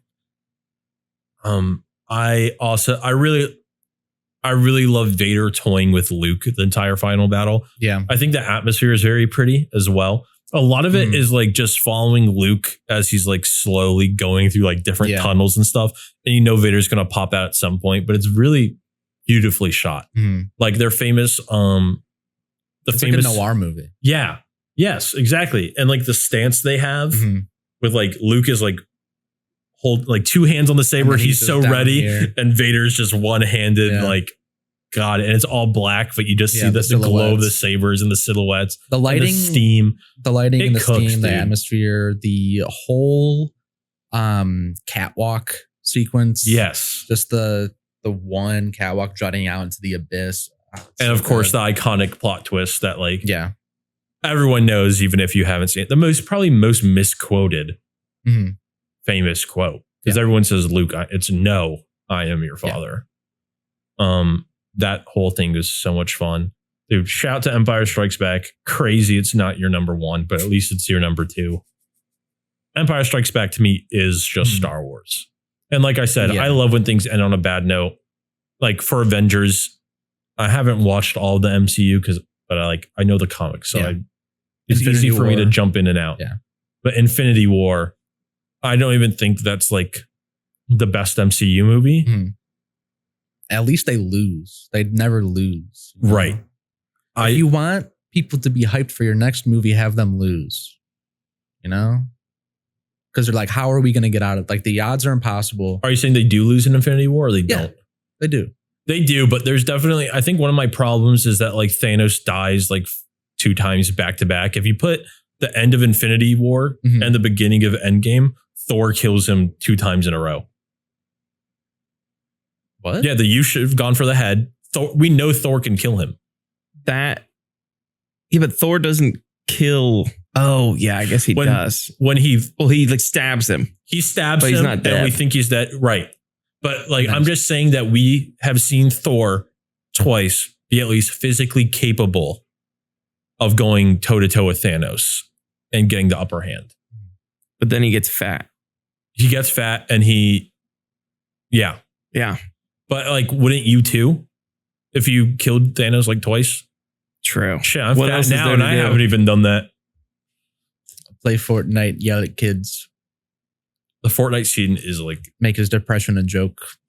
I love lampshading my flawed characters. Okay. Think you're taking MCU a little too seriously now. What? No. Because if we Rocket Raccoon, that's like the good depression example. Yeah, and 3, yeah. And trauma. Guardians 3 is just so good. But yes. I was saying I do like I agree with you that like at Infinity War, they're like, oh no, like we're going to have to like we can't come back from this. I'm just saying that I think for me, I was like, Thor nearly kills this guy, and then again I don't. Yeah, that's a whole different conversation. A different episode. Yeah, this is a different episode. Okay, so Empire Strikes Back is my number 1. It is your number 2. Let us move on to Return of the Jedi. This one's definitely. I think it's kind of the general consensus that's definitely the weakest of the original 3. But there's still a lot of charm. Oh, yeah. For me, I have it ranked as number 4. It is also my number 4. Okay, perfect. Yeah, I love it. I mean, I think this is the one that I've seen most recently. Interesting. They did the re-release in theaters. Yes, that's true. 2 years ago now. Yeah. God. Because do you remember we had one employee who was supposed to be working with me, but actually saw the movie on a first date and got too intoxicated to finish it? Yep. Yeah, that was fun. I tried to clock into work and had to be sent home because he was drunk. Yeah. We can just say Oliver. Okay, so I think. Okay, so I don't even know. A lot of the first act is just getting the band back together. Yeah, but in a really long way. Return to but it's Tatooine. Fun. Jabba comes back. The Rancor, Jabba, Sarlacc. We get 2 big. Yeah, Boba Fett fucking dies. We get 2 big Star Wars kaijus back to back. Yeah, the Sarlacc pit. Boba Fett dies in kind of like dumbest way, but yeah, the whole battle is still fun. Dead. Probably, yeah. Endor. Well, there's a good. He goes back to Dagobah. Yoda dies. But he's got the all black fit like his dad. Yeah, with the green saber. Awesome. Green saber. Is that the first green saber we see? Yes, I think it is. Because similar reason to episode 3 with Anakin's red saber not happening, he gets the green one because the blue would have gotten lost in the sky. Oh, that's interesting. That makes sense. Sequence. I know that's that why he raises it up. In canon, at least when I was a kid, it meant like blue was for better like hand-to-hand combat, green was like force. Yeah. Whatever. And then purple was like almost the dark side. Yeah, you use like you're still using anger to like help you for the good. I think for this movie, Return of the Jedi, I think there's a solid 20 to 40 minutes that no matter how many times I watch it, I will just forget. I think there's a certain chunk on Endor where I'm like, what even happened? Like, I know we meet the Ewoks. We meet the Endor Viet Cong, which are Ewoks. Because if you don't know, this is all about Vietnam. They get captured. They're like, C-3PO is a god, right? I remember that's a funny moment. And I know a lot of people hate Ewoks. I love them just because they're cute and they are scary when you're playing the game. So like, they could kill you. The new school Battlefront 2 when you're playing as the stormtroopers. It's horrifying. And I loved, they had a little cartoon as well. If you ever watched yes, the Ewok I show, did watch which Ewoks. I liked. There was also Droids on Droids that was so DVD. good. I had that on DVD too. But yeah, so I really love, of course, Luke confronting like the final battle with Vader, and like Luke's about to go evil, and he's just like keeps slamming the lightsaber down. The ending is awesome, dude. Darth Vader literally just is like, this is how OP Vader is. He just picks up Palpatine. That's all he does. Yeah. He just picks him up and slams him down a trash. He's got one hand at that point. Sends him down a laundry chute. Yep. And he's like, I'm tired of this guy. I hate this man. The moment where like we're glossing over a lot. The Endor stuff. Yeah, let's go back to Jizz. You could do that privately. I'm not gonna. Sorry, they're probably gonna be so mad that I just whistled. No, like there's more to the Endor stuff. There's Luke discovering that him and Leia are siblings. Him telling her. Yeah, it's like I always knew. Then why'd y'all kiss? Yeah. Whatever. They should have just cut that out of the re-releases. Yeah. They could have just made that get lost. I like is it called a speeder in the forest? What are they on?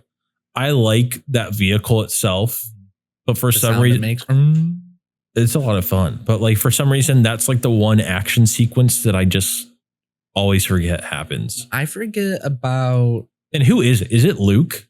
It's Luke and Leia. And they're fighting just like scout troopers or something. Yeah. I'm like, brother, Luke, you could have done this. Yeah, he could have just forced it into a tree. Like you genuinely 1v1 Vader in like 30 minutes after this. You could have done this. Yeah. Admiral Akbar is in this movie. Dude, shout out. Lando is wearing Han Solo's clothes in this movie. Yeah. That's never explained. Wedge Antilles is back. Mm-hmm. Only rebel to survive all 3 major fights. Shout out. Yeah, yeah. I'm sure that was like planned, and like George Lucas knew who that was. Yeah, for sure. But no Ben Quadinaros. He wasn't even a twinkle in George Lucas's eye. Ben Quadinaros was projecting himself like Snoke is, but like he was pretending to be Palpatine. The whole Palpatine trying to turn Luke to the dark side bit, where he's like watching all of his friends get killed. Yeah. I also love how the evil master plan was, what if we did the big sphere in the sky that could destroy planets, but again, and it can destroy ships. But this time it's 10 times bigger. And we can trap them and still lose. Yeah. Because that's the big thing. They purposely made it big to like trap them again, but they still lose. So it doesn't matter. There's a super Star Destroyer. Yeah. Fascism always fails. So true. Yeah, Return of the Jedi. Very solid movie. Lots of amazing sequences. I just think there's a chunk in there that like no matter what, lost. It always just gets like erased in my brain. Like as soon as I turn it off. Yeah. Those 20 minutes are gone again. Yeah. I mean, I think you remember the iconic, important. Yeah, parts. the key moments for sure. The plot points. Yeah. But yeah, and then of course, like when Luke wins, and like we see Hayden Christensen is like, what? Yeah. Why are you like 20 years old again? And because that's how he was when he was. And Naboo, they bring back Jar Jar, whatever his people are called in the celebration. Oh, yeah. The celebration is it's a little silly, but it makes sense that like everyone was really frustrated with how everything was going. The celebration for sure makes sense. I just think it's funny that like we see Jar Jar's people again. Yeah. But yeah, I like Return of the Jedi overall. We both agreed, right? It was number 4. Yep, number 4. Awesome. Let's move on to Force Awakens then. Yeah. Force Awakens. What do you have it ranked for yourself, or do you want me to go? You go. I have it ranked as number 8. Okay. And I know this will that may not be a controversial opinion, but that sets up another controversial opinion. I just think. Yeah. Now you're doing the math. Oliver's going to be upset. Oliver's going to be really upset with something I want to say.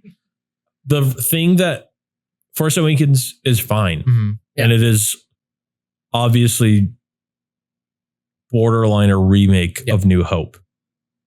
So although it's like, I think it's a good movie in terms of like, it's a solid movie. It hits what it needs to hit. The new characters are fun. I know a lot of people hate Rey. A lot of people are just angry at Rey because we know why. But beyond that, like, she's kind of like a bland character in general. But like, that's fine.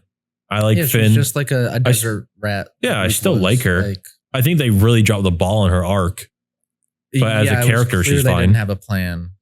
I like Finn. I like Poe. BB-8 is so much fun. He's just so cute. My goat. But I really Stormtrooper appearance. The Imperial Troopers are awesome. I really like Kylo Ren. It's Adam Driver drives the movie. Yes, for sure. The whole trilogy. The only reason why I have it ranked as 8, like the biggest drawback is that it's just too repetitive of New Hope. Yeah. And even though that's fine because New Hope is good, so by default Force Awakens is good because it's just a New Hope. It just loses respect points for me for That's like fair. We could have tried something else. Yeah. It was also the first main Star Wars movie in 10 years. Yeah, since Revenge of the Sith. So, and it was 16 for episode 6 to episode 1. So there a lot of time had gone by. I'm kind of with you. I don't know if I would have it as low. I know I have a really like controversial opinion coming on. It's a midpoint for me. It's like the perfect, like, this is fine. Like, this is a fine movie. But I think worse movies and there are better movies. I think this is a midpoint for me. So I think I think from beginning to end, it's like a better film from Attack of the Clones, but I have Attack of the Clones higher because it's more different. So I respect it more. Okay. I think a lot for me is just like, whether you stick the landing or not, did you at least try something new? There's just a lot of respect brownie points for me. And I don't think a Force Awakens does that. What I really wish is, I don't remember if we talked about it on the podcast. I think we did. Yeah, we probably did because we talked about Brad Bird with The Incredibles. But initially, right after Ghost Protocol, Brad Bird was offered to make The Force Awakens. And I don't know if that would have been awesome because he would have like done something different, or if it would have been bad because it would have like totally tanked his career if they demanded like, this is the script we're using. Because something were they at that point with Star Wars yet? I don't know. Is that I don't know of The Last Jedi and the backlash of that got? I don't know. Like, I'm saying, they didn't have the movies all written out. No, for sure. But I'm even saying when they offered Brad Bird to do Force Awakens, I'm not even sure if it was Force Awakens yet. Yeah. Like if he was offered that script or if he had the chance to like start his own thing. Right. If he could start his own thing, I would have like been yes for that. But if it was Force Awakens, then it doesn't matter who directs Force Awakens. It's going to be that same movie. Yeah. Now, one thing about J.J. Abrams gets a lot of hate, mostly for Rise of Skywalker, what we'll talk about soon. Yep. But all of these movies, the Disney movies, they look really good. Visually, I think the cinematography is awesome. The production design's there. Yeah. They do a really good blend of CGI, but also practical effects. And lots of good Glup Shittos in this series. 1/4 portion. Dude, so Simon good. Pegg. So good. Yeah, I think Daniel Craig's like a stormtrooper too, I think. Yeah. Lots of weird cameos. Tom Hardy is in Last Jedi, right? They're wearing it. It doesn't matter. I think I have episode 7 at the 6th spot. The okay. rank. So we're just 2 away. Yeah. I kind of figured this is where things start getting like kind of murky. Yeah, well, I mean, it's There's a lot of good Disney Star Wars in the prequels and the Disney sequels. There's a lot of good and bad all mixed into the same movies. So it's really just what sticks to you more.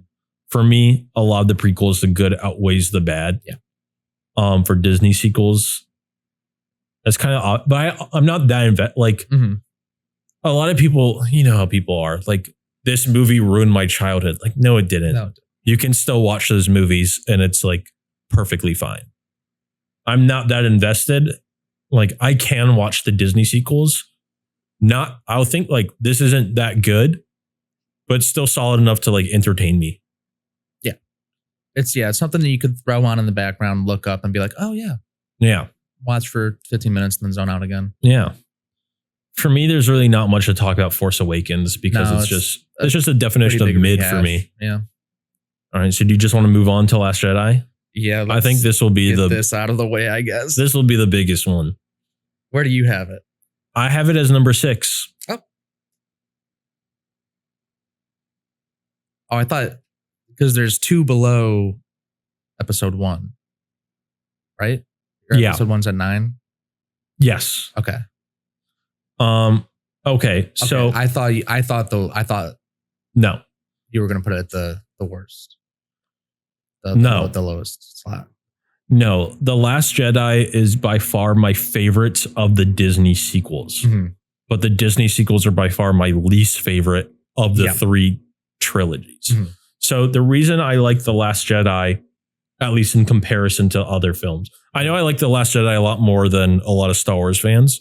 Like I said, my biggest thing is that I think it tries something new. That's true. And that's like my big, like this was a new movie and still in the Star Wars world. There's a lot of things I don't like about it. Yeah. In fact, when I was in high school, I was really nerdy and I downloaded the movie and re-edited it to take out like a good 30 minutes of the it. Topher Grace cut. Yeah, exactly. I really love the production design. I think I think about that for the whole Disney sequels. But what I really like is the scene where Yoda comes back and he's a puppet again, which is awesome. Yeah, I called that. Yoda comes back and he talks to... I called episode 9. You called episode... Oh, okay.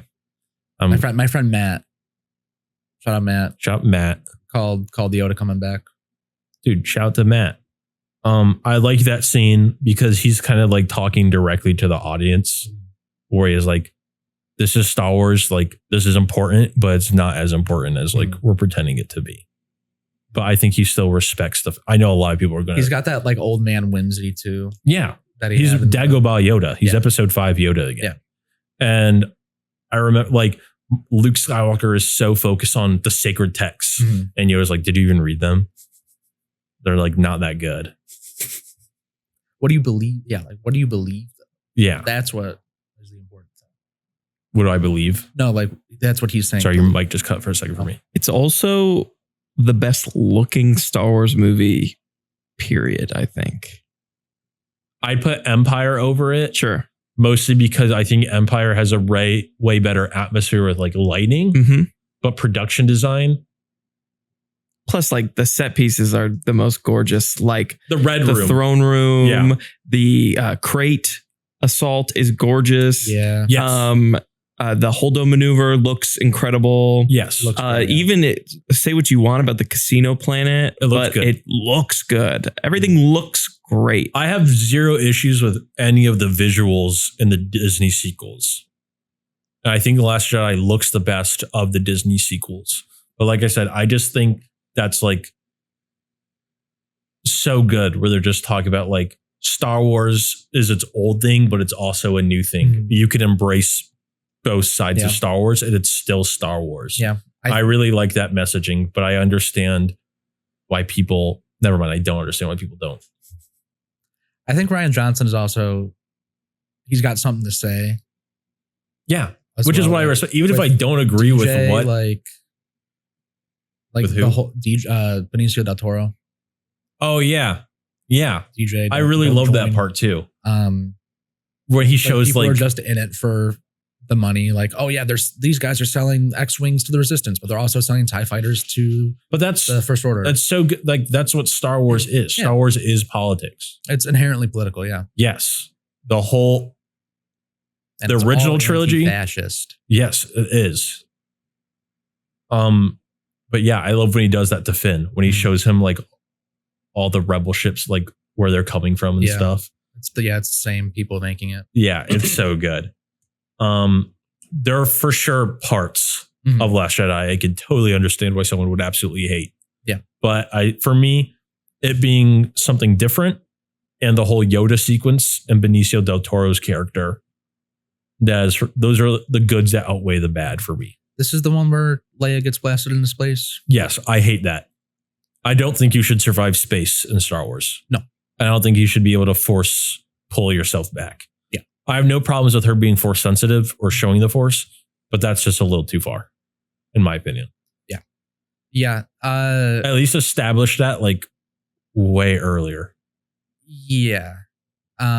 There's ways to do that in a better way, I think. And also just looks a little goofy. Yeah. Well, I think as soon as you're in space, it should be over. Yeah. Yeah. I like that Rian Johnson was committing to the let the past die, kill it if you have to aspect of Kylo Ren.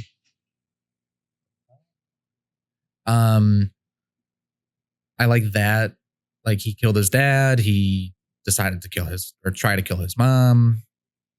And just like take it all out. And I like that they were setting up. I think a lot of people's opinion changes on this movie if they don't pussy out with episode 9. Yes. If they commit to what happened in episode 8 and they're like, actually, no. They got so scared they backtracked really hard. If they doubled down, people would like at least respect it more. They'd respect it more and they'd be like, okay, this isn't where I really saw where this was going, but they tied it together in a way that is satisfying to me. Luke being a curmudgeon is funny to me, mostly because Mark Hamill hates it. Shout out Mark Hamill. Yeah, Luke should never be a curmudgeon, in my opinion. Luke is like the Superman of Star Wars. Yeah, and he's the Boy Scout. I think making him be like, oh, I sense darkness in Ben Solo, Kylo Ren. I'm gonna fucking kill this child in his sleep, and then Kylo Ren is like, that's kind of messed up. And then Palpatine's like, force lightning from across the universe. And then Kylo Ren kills all the kids. Yeah. That's a little ridiculous. Yeah. Blue milk. Blue milk goes crazy. Shout out blue milk. It's green milk, isn't it? There's both. Well, there's both. Oh. Yeah. I like blue milk more. Yeah, but he's not getting that right from the source. That's so true. He does get green milk right from the source. All right. Yeah. Overall, similar to what you're saying is like, I think whether you like or dislike the message, as long as like someone sticks to it and is like doing that authentically, you inherently will respect it more. Yeah. Similar to the prequels. Of course, a lot of people hated the prequels when they came out and still do. But there's a through line. And a lot of them for valid reasons. But George, at the end of the day, George is like, no, this is like what it is now. Yeah. And you like it or you don't. And like it or not, you're going to respect that. Yeah. Anything else to say Last Jedi or want to move on? I got this at my 7 spot. Last Jedi? Yeah. Last Jedi for me is 6. I think I did decided that. Is it Calvin or you? Who's really mad? Why? What does Calvin have to say? It's one of the worst ones. Yeah, well, 7 is like, and why? 7 and 6 aren't that high. I would put it at my 10th slot. Why do you hate it so much? I just don't. I thought it was really boring. And then it was like, I don't know what's going on anymore. It made no sense to me. Like everything that went down. Like what? Like killing Snoke. That's to set up Kylo Ren to be like, he's like. But then he didn't. Yeah. Yeah, but that's more a problem with the sequel. Pussied out. That's not a problem with this film. So yeah, why did they change it in the first place? I mean, he killed Han Solo in episode 7. Like he's bad. And then he killed Snoke to take his spot, his position, and like be the top dog, the emperor, basically. And then they were like, what if we brought Palpatine back? What if somehow he returns? What if he did that? And then they give Kylo Ren a redemption arc instead. They should have doubled down with him being the villain. I agree. You are angry because of why I am angry. They retcon their own stuff. Yeah, because of 9. I think so it's still inherently bad. No, it's not. him killing Snoke, I think You're saying them it's being bad like- because of what 9 did. But if let's pretend 9 doesn't exist, would you I like? still no, I wouldn't like it. I mean but that's like They if move a lot away from like other things too, like Finn not having the Force or like being Force sensitive. That was Mhm. kind of teased at in 7. Mhm. And then they like switched their love arc away from Finn and Rey to be like Finn and Rose. Who cares about Rose, right? That's her name. Mhm. Who Yeah, cares Rose. about Rose? fair. And then the Canto Bite scene sucks. I don't care about Benicio del Toro at all in this movie. Fair. There's a lot of just things that I was like, yeah, I would never go back and watch this. The only thing I like is when like Force Ghost Luke comes out and fights like the army. the army. Yeah. Yeah, That I was think the a only lot of thing. the ideas are better on paper than they are in execution. I think Finn is like one of the ultimate characters that they had no idea what to do with. They, Totally they assassinated fumbled him. it. Yeah, exactly. The character Yeah. assassinated him. So I'm not disagreeing with you in that aspect, but the other aspects, I don't think it's as confusing, more so that you just I think disagree with their it. choices are confusing. Like, why did they not double down? But I think that's what happens when there's like probably a room of 20 producers and like Mhm. 2 different directors that are trying to make one trilogy. Yeah. Well, they had because it was originally Colin Trevorrow, and then they fired him because he was doing a direct sequel to 8. And they were like, they hated 8. We can't do that. JJ, we need you back to direct this Yeah. new version of episode 9. And JJ knew what he was doing. Like he knew like, And he just ignores episode 8. yeah, but he knew he's like, I will do this, but it's going to ruin, like you have to give me Mhm. all the money possible. Mhm. That's the only way. So good for him, I guess. But yeah, do you want to move on to Yeah, let's Rise go. of Skywalker? Yeah. Rise of Skywalker, for me, number 10 and 11 can be switched or not. Just because, like, Mhm. I don't care about either of them. That's fair. So I literally just had to rank them just to fill in something. Mhm. But no, I don't care about this movie at all. It's really bad. Yeah, the whole prophecy on the my oh my god. Okay. The knife, the ceremonial Sith knife or whatever that they find on whatever that desert planet is before that they fly now bit.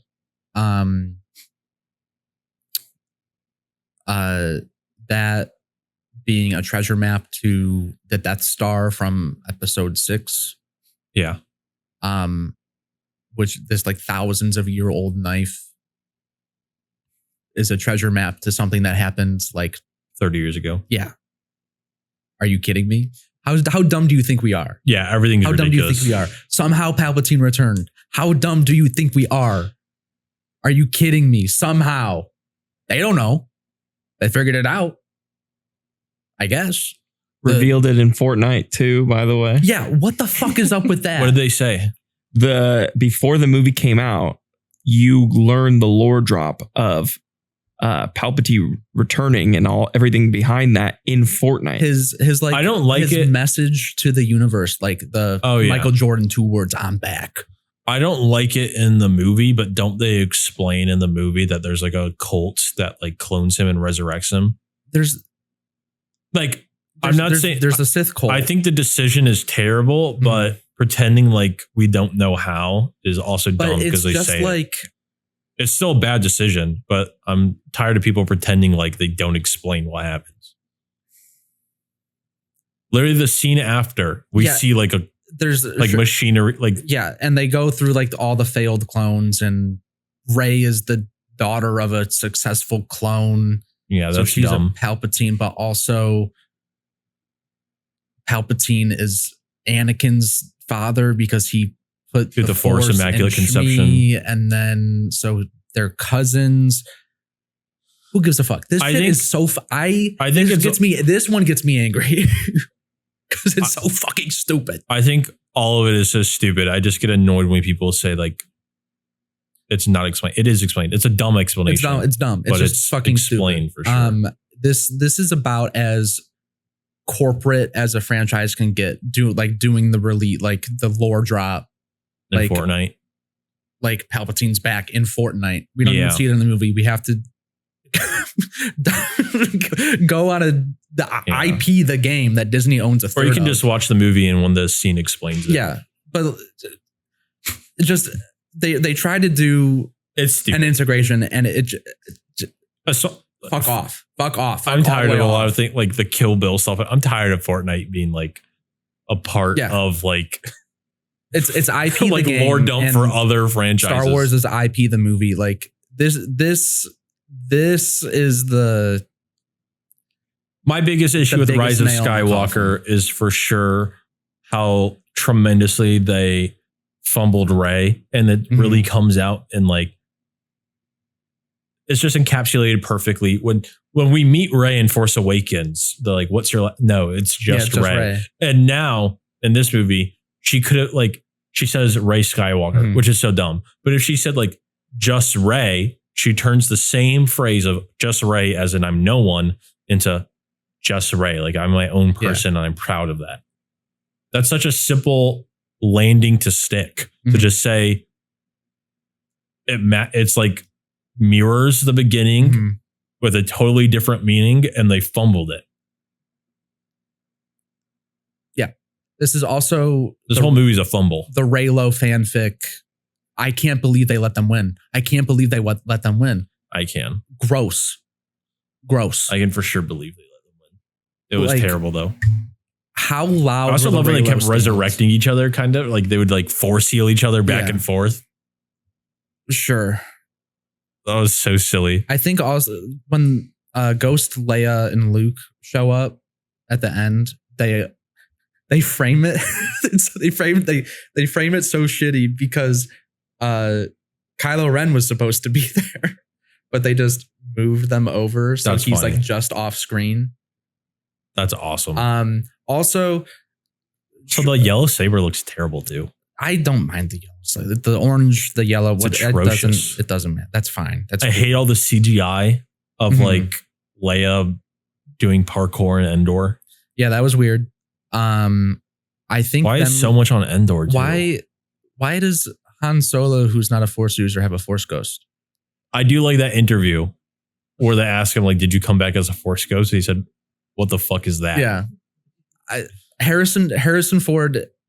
Everybody needs to. He loves Indy and he hates Han Solo. Yeah, everybody needs to think about Star Wars like he does. Yeah, because he was in it for the bag. He's in it for the kids. Like Star Wars for me is like how I look at history, where it's like it doesn't matter if it's good or bad. This is what it is now. Yeah, like this just happened. I'm sorry. Like it's just this is just history.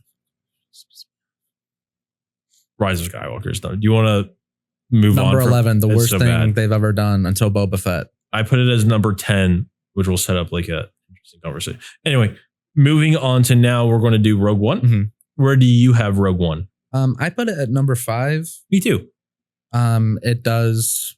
It's grimy. It's gritty. It's shades of gray. I think similar to to Return of the Jedi to me, there's like 20 minutes that are just like really bland and forgettable. Yeah. We all know Rogue One is like awesome for the ending. Yes. I think the reshoots, I'm interested to see what the original cut looked like. Yeah. We'll never see that. Pretty. Yeah, when the Death Star blocks out the sun. The whole thing is pretty. They blow. I mean, Gareth Edwards is always good with visuals. I also like that there's no like Jedi in it. We know at least one guy is force sensitive. He's just like or at least like he just trusts it. Like he believes in the religion. Yeah. Right. Of it. Like he's more, it's more of a religion to him than it is like people with lightsabers. Yeah. Darth Vader's insane in it. Great. And then he's got that be careful not to choke on your aspirations. Yeah. Director. It's prime Darth Vader for sure. Ben Mendelsohn is scary great. Darth Vader. They made him scary again. Yeah, I think that was really the first thing, like the hallway scene. It's started like Darth Maul gets a hallway scene in the Clone Wars. Luke gets a hallway scene in The Mandalorian. Yeah. Everybody gets a hallway scene because it's literally a Wojak like moment His Like- breathing is the Mhm. perfect like motif. It's like he's got his own Jaws theme song. Yeah. He's got his own dun. I also love how he had to manually turn off the lights because he's in the dark room and you can't he has the breathing machine is always lit up. Yeah. Which means he turned it off just for like Aura farming. yeah, just like a Batman kind of like I have to make this scary. And then his cape flows in the vacuum of space. Who So cares? good. That shit's awesome. Dude, and he this is the dumb shit that's good. it is. That's fun. There's suspension of disbelief Yeah. for sure. I love when he like puts someone on the ceiling and just slashes. He is Gets Michael him on the way Myers. down. He's the That's so good. Terminator. He's just all though. A slasher movie of just like Darth Vader would or be like so much General fun. Grievous. Yeah. Um, But even beyond that, Yeah. the movie is just fun in general. I like the K2. characters. Shout out to K2. K2SO. Good droid. I think they kind of bit off a little more than they can chew with how many characters they introduced. But I think retroactively with Andor, they did a good job. And I think that like we have Cassian, we have Jyn Erso, we have K2SO, and those are like the focal points of the And we got crew. Ip Man. Go. Yeah, Donnie Yen. So good. Um, I'm one with the Force. Force is one with me. Scarif is a great planet. That's really pretty. And the ending. I mean, Mhm. beyond Vader, but like they just Yeah, we hug. They just like, we embrace knew. and they're just going out with yeah. it. Like no, like yeah, them accepting it. Like they were the spark to light the fire of the rebellion or whatever. So good. Very good. I like it, and it feels real. It does feel real. You know, it's more grounded than. I tried Exactly. watching Rebel Moon one time and I was like, I thought I was 40 minutes into it, but I was only 20 minutes in. I was like, I'm just going to switch this to Rogue One. Because this is like just trying to be Rogue One, but like Mhm. not good. It's also Mads Mikkelsen like intentionally putting in the vent in the reactor so Mhm. like a torpedo could go in. I think it says a lot like how a small act of rebellion can be the thing that is Part of the catastrophic. domino effect. Yeah. I just like realized that I just now remembered Captain Phasma from the Disney sequels and like how they built her up to be like the new Boba Fett Mhm. and then just like nothing happened. Yeah, like OG Boba Fett. I know, but even more because like Boba Fett, they weren't even trying to do that. Mhm. But Captain Phasma, they were, and she still ended up. Yeah. Whatever. All right, Who cares? let's move on to Solo. Where do you have that ranked? I got 10? it at 8. I have it ranked at 11. Why do you hate it? For a lot of reasons. Similar to what you said for Rise of Skywalker, I think Solo is the epitome of just corporate trying to capitalize off of a beloved franchise. Okay. That like no one wanted this. No one cares. This isn't even Han Solo anymore. Like we already know who Han Solo is and he's awesome. And you're saying all the adventures that he boasts about in the beginning of New Hope, they all happened within like the same week. Mm-hmm. What else has he done since then? You know, like all of those stories could have been like Mhm. throughout my years. This was all 1 week. Imagine they stretch it out like Andor and it's like 3 episode chunks. That'd be good, but they didn't, right? Because it's an hour and a half.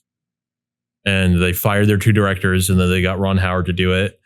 I think as a movie, like It was supposed to be Phil Lord and Chris Miller. What the fuck did they do that for? What I the know. fuck- What were they thinking? as There a was period movie, of time there, 2018 to 2019, where they just didn't know what the fuck was going on. And they don't again. okay.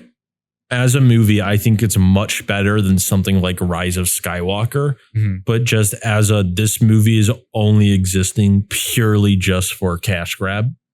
That's Yeah. why I have it ranked I mean, the that's lowest. just any Star Wars thing.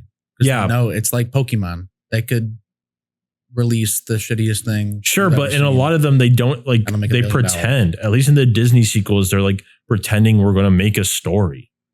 Han Solo like doesn't. I'm tired. Like And it's a cash grab for, I don't care.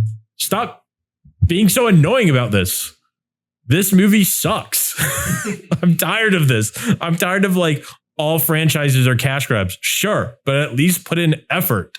Mhm. This is no effort. This is garbage. Han Solo does this all in like 3 days. Yep. Darth Maul's in this. He is. Why? Crimson Dawn. Why? What does Darth Maul have anything to do with Han Solo? He's a crime lord at this point. Mandalore. I don't know. Or Does he some have shit. robot legs in this? Yeah, of course he does. It's so stupid. Who cares? fair. Who cares about any of this? When Paul Bettany has Freeing the enslaved Wookiees is funny. I remember that sequence. funny is a weird word.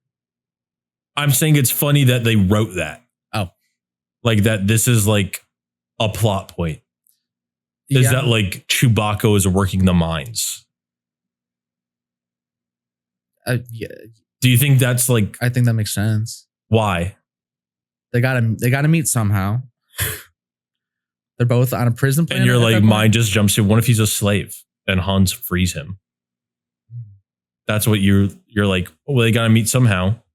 I mean, there's definitely a better way to do it. But like Yeah. in the lore, the Wookiees are all taken from Kashyyyk and they're put into labor camps.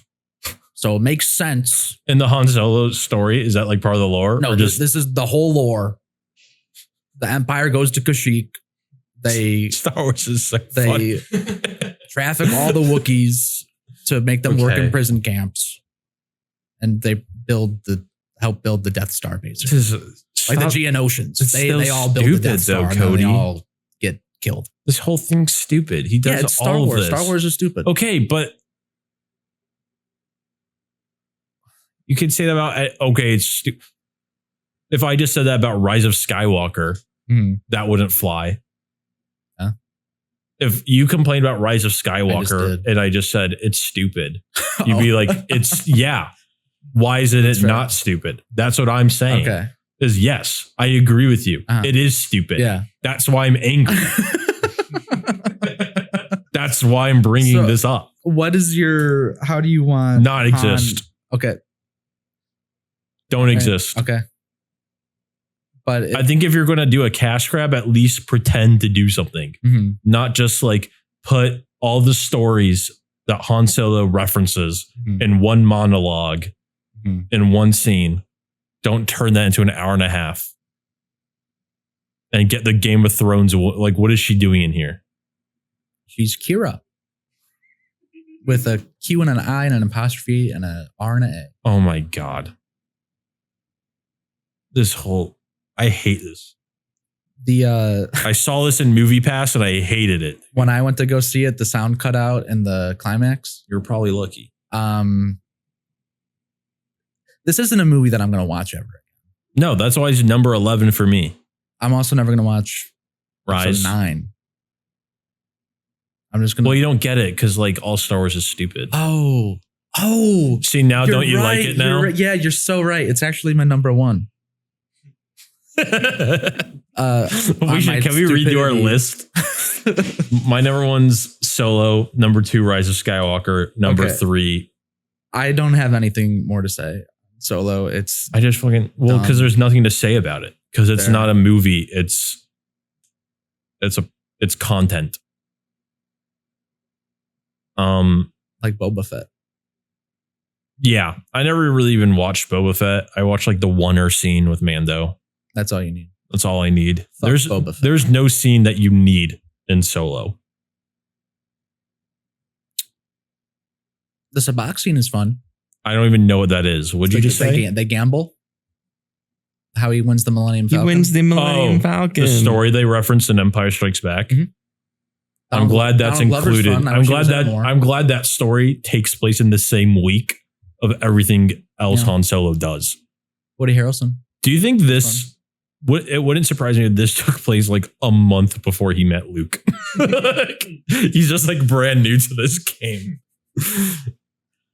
All right. Are we truly running out of time? Yeah, we're running out of time. Oh my gosh. We're out. Come on, guys. There's still so much fun. I prepped this all. Are you Okay, let's wrap this up and then we'll talk. We'll record the Letterboxd as as its own thing. Does that sound good? The Calvin? Letterboxd. Are we're rating all these movies? No, like your game. Oh, the Letterboxd game. Okay. Yeah, yes. as like a 20-minute video. Does that sound fine? Yeah, maybe. Okay, we'll figure it out. All right, guys. Well, thank you So, for joining Best Boys Film Before Club. we wrap up, let's. Sorry. You want to let's- read your list? Yeah, let's read out the list. Go from 11 to 1 real quick for each of us, and then Perfect. we'll get All out right, of here. you read yours. Yeah. So just to recap, my 11th spot, my worst spot is episode 9. And then 10 is Phantom Menace. 9 is Attack of the Clones. 8 is Solo. 7 is Last Jedi. 6 is Force Awakens. 5 is Rogue One. 4 is Episode 6, Return of the Jedi. 3 is New Hope. 2 is Empire Strikes Back. And 1 is Revenge of the Sith. Pretty respectable. Not the number one, but most of it's pretty respectable. All right. Mine is 11 is Solo. 10 is Episode 9, but those can be interchanged because I will never watch either one of those again. Number 9 is Phantom, mostly because it's just boring. 8 is Force Awakens because it's just stands for nothing. 7 is Attack of the Clones. 6 is The Last Jedi. That's probably my most controversial pick. 5 is Rogue One. 4 is Return of the Jedi. 3 is Revenge of the Sith. 2 is New Hope. 1 is Empire Strikes Back. Honestly, Empire Strikes Back should be number 1 on everyone's Star Wars list. All right, guys. Well, thank you for tuning in. This is the Best Boys Film Club. We will be back with some more Star Wars conversations soon, especially as Mando and Grogu comes out. Yeah. Like and subscribe and all that fun stuff. We'll get some more vids out to you soon.